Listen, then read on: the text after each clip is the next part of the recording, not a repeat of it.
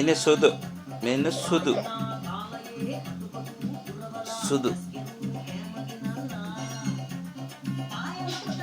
හරිද? ඔය යාට එක විදිහකට ඉන්න බෑර පොඩ්ඩක් හරි අමාරු. මේ ඉන්නේ කළු. මේ මූණ කළු, මේ මූණ සුදු. මේ මූණ කළු.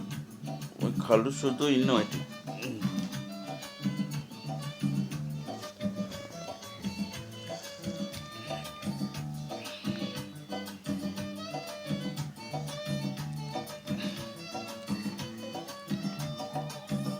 ආලාද සපාන්න කියන නාල